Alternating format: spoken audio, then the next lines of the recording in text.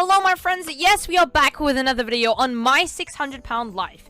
This show documents people, however these people are beyond obese and some even weigh more than 600 pounds, the title suggests. There is a doctor in common for all the patients documented who is trying to help them all and let go enjoy a normal life, and a lot more reasonable weight. However, there is one patient out of all of these patients who had passed away. RIP, most of the customers have a successful surgery where several hundred pounds of fat is removed, and the show also tells us why they became this fat and more time. It's due to the fact food comforts everybody. So let's get into the list. Tracy Matthews, a 44-year-old lady, and not only lady but also a grandmother. Her fat was very much in her legs, making her essentially immobile. Her journey had started at 605 pounds, but most of that 400 pounds exactly was in her legs, which was why she required support whilst walking. For this reason as well, she was one of the harder patients to deal with. One time where her story became quite a stretch was when she had to go on a 20-hour journey to see if she was eligible for a weight loss program. A 20-hour journey though was a bit extreme. Yes, she may have stayed in one spot most of the day, but a car doesn't have that much space and it must have been very uncomfortable. You want to try to stand up? No, because it's going to be too hard for me to get back in here. Because this is up really high. I can feel that already. All right, you want me to just pump your legs? In 2018, there was a patient named Lisa Fleming. Lisa was a stubborn lady who didn't want to change for the better, leading to an outrage from fans of the show.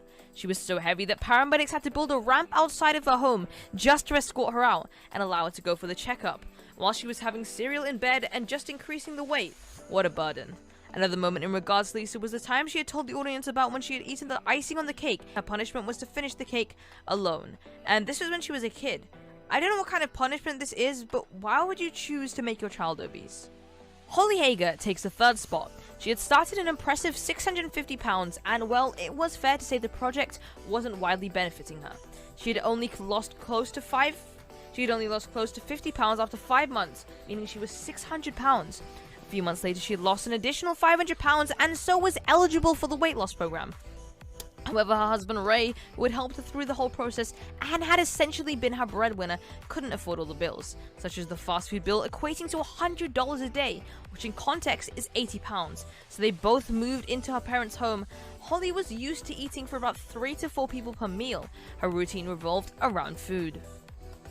Liz Evans. Now, I just don't understand. Why would someone want to eat so much that they can't walk or even stand? Just doesn't make sense. At 35 years old, she was exactly 721 pounds. Most of her video was spent in bed, and other times you would notice that she wasn't even able to turn in bed.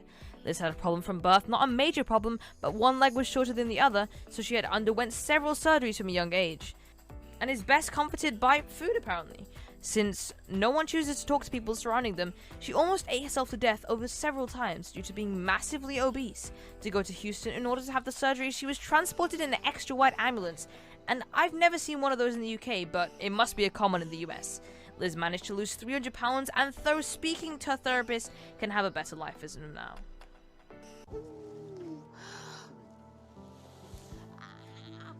It's discouraging that I haven't been able to do it yet. But I know I have to, so I'm going to keep trying until I do. Number 1 is taken by Stephen Asante. At 730 pounds, he was also a drug addict, making him a very controversial character, and had tried to manipulate Dr. Now several times. He was kicked out of the program since he was too rebellious and had shown attitude too much to someone who was trying to help him live a normal life. This terrible man went on to make a news for himself on social media, as he posted several inappropriate pictures as well as videos. After the show had ended documenting his life, he had made the wiser choice to lose some weight and allow the doctors to operate on him. That sums it up for today. Everyone lives their own life. However, if you guys have been struggling with any issues, whether it's anxiety or binge eating, some of that sort, speak to an adult before it gets too far. If you enjoyed, smash the like button, hit the subscribe button too. I'll see you guys soon.